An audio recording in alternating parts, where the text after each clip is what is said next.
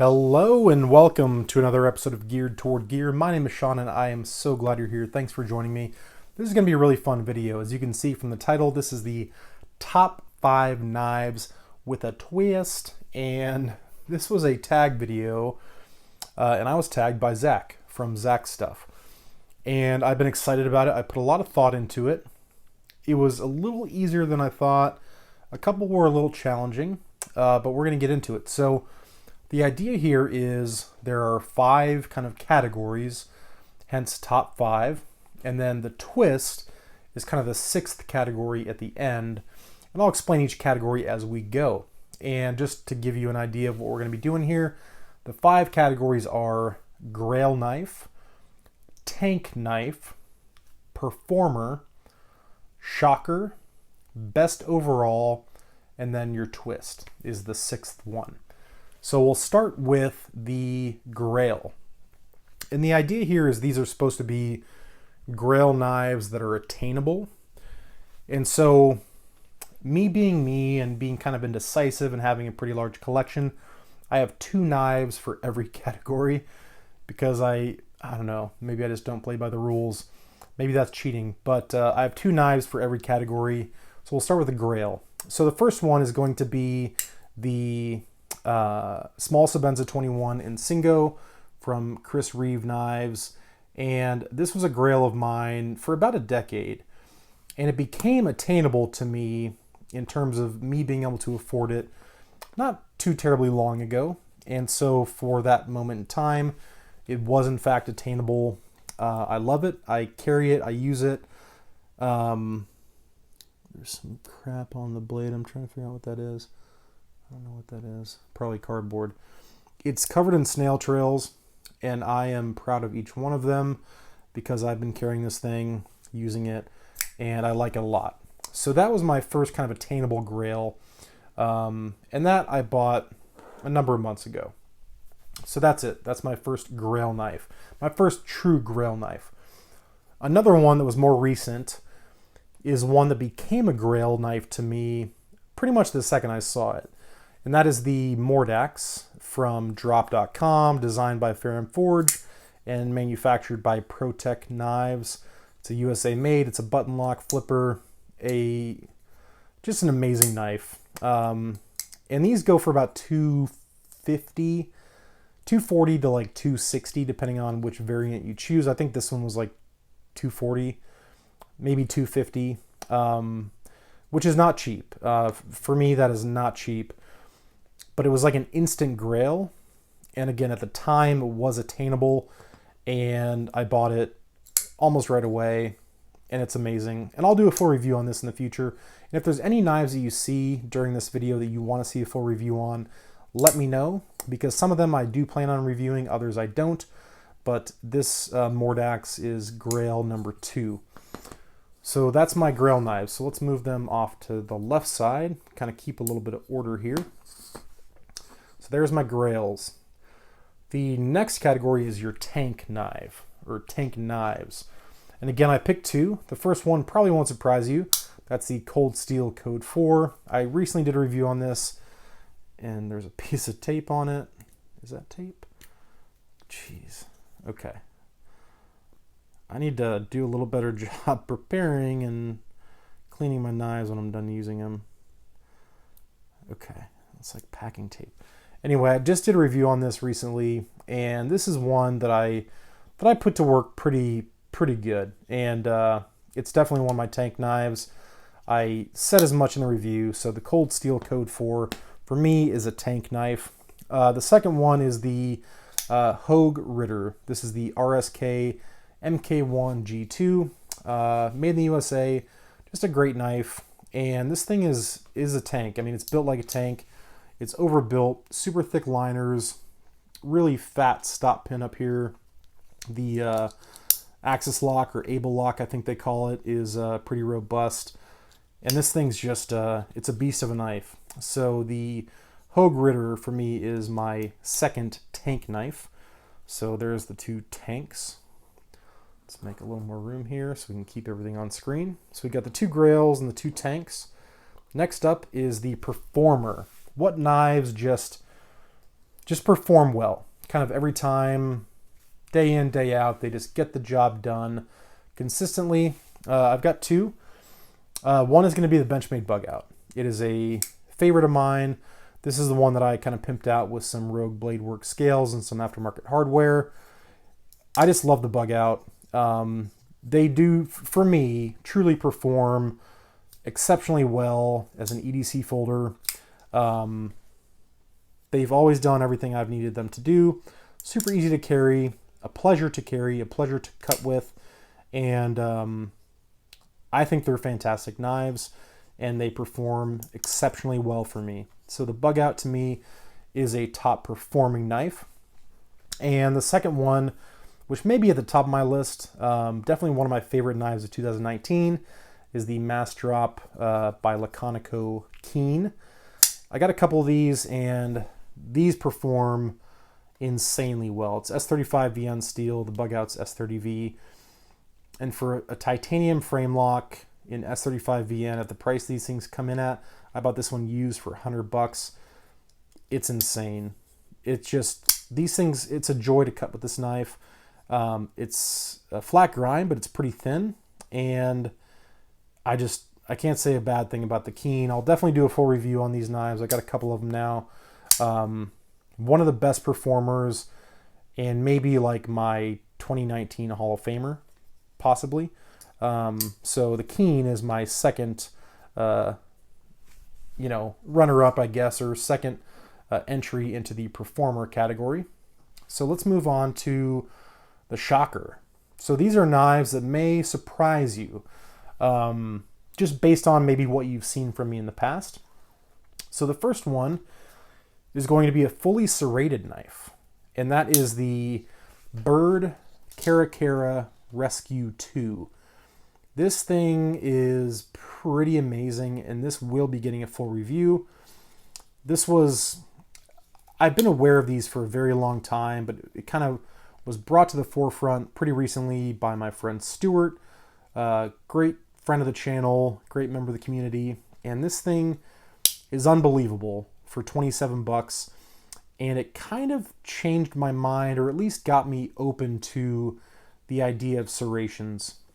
I currently own over 250 knives, and I got this about 2 weeks ago, and it is the only knife that I own that has any serrations. But I think I'm going to change that. After testing this on some seatbelt material and some other things, I don't know, maybe the next Benchmade I buy, I'll get a combo edge, because this thing is awesome. It really, frankly, blew me away. So this will be getting a full review. So that may kind of be a shocker to you that I am in love with that knife, being that it's fully serrated. And shocker number 2 is the Kershaw Blur. This is a shocker to me, and maybe to you, for 3 specific reasons. There are 3 things that I've mentioned intermittently, I guess, throughout the channel, that I really don't like in a knife. I do not like assisted opening knives. This is assisted.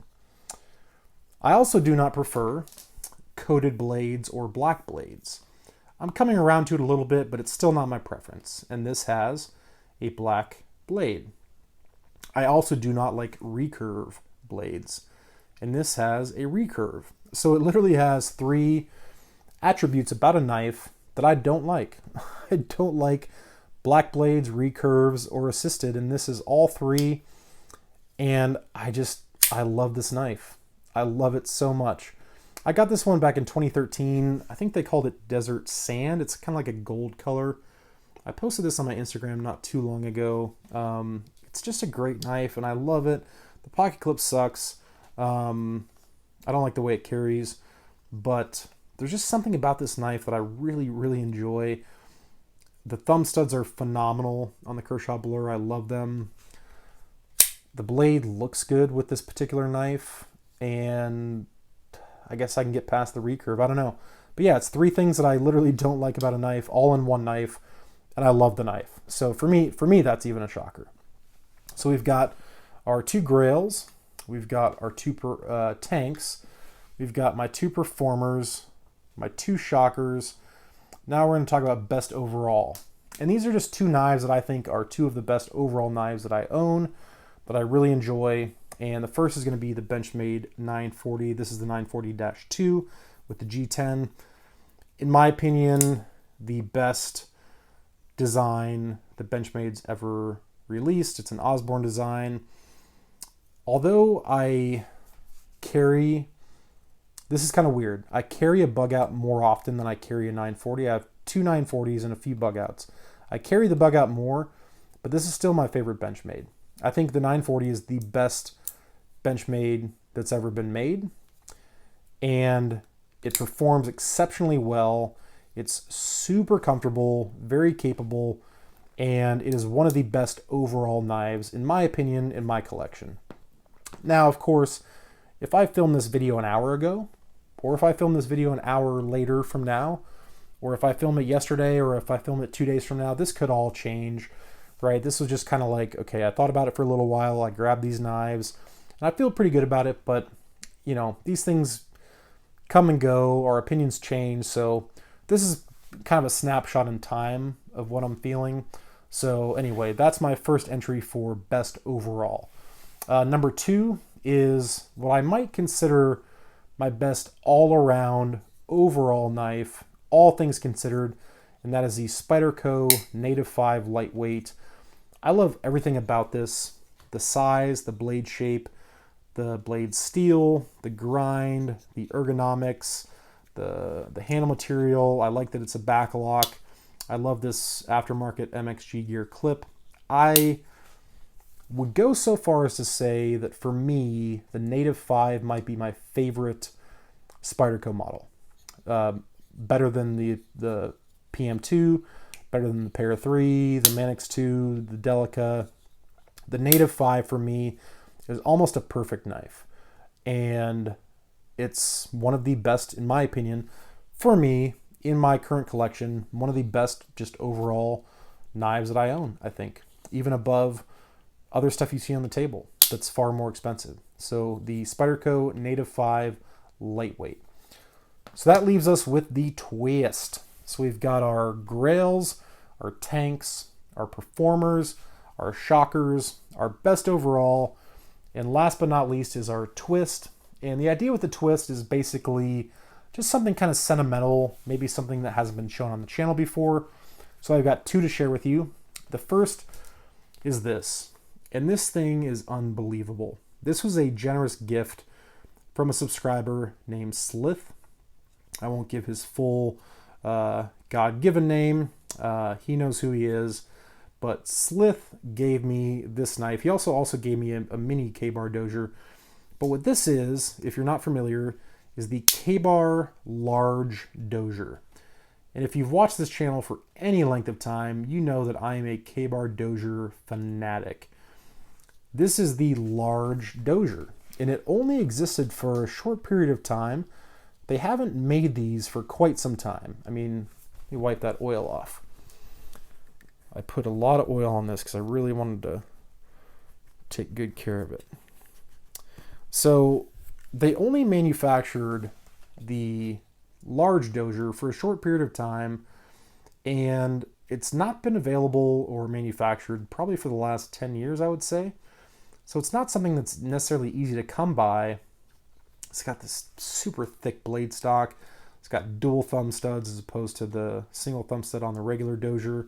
Just a super thick, large, beefy dozier. And I am in love with it.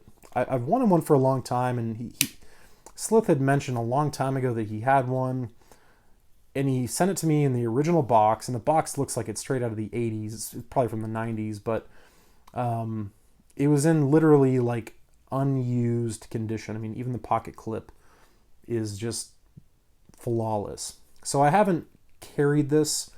I have cut with it. I've opened some packages and things like that. But it's just very sentimental because it's kind of the unattainable dozier that I didn't have in my collection, and it was a gift from a longtime subscriber that was just beyond generous, and I can't thank him enough for that. So, Slith, you're the man. I love the large dozier. So that's my first twist. And then lastly is the first knife that I ever owned. And when I say first knife, I mean the first model.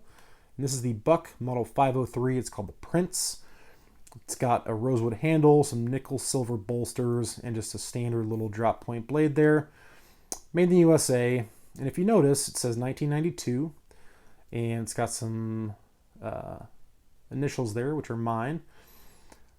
I got my first knife, this knife, a Buck Prince, in 1992. I was 7 years old at the time, so I was born in 85. I'm 34 years old, and I got this in 1992 from my dad for my birthday. It was my first knife of my very own, and I was so excited about it, and I lost it.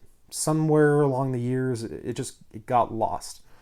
And a number of years later, not too long ago, maybe like 5 years ago, for my birthday or maybe Christmas, my parents went and bought the exact same knife, because this model, the 503, has been in production for decades.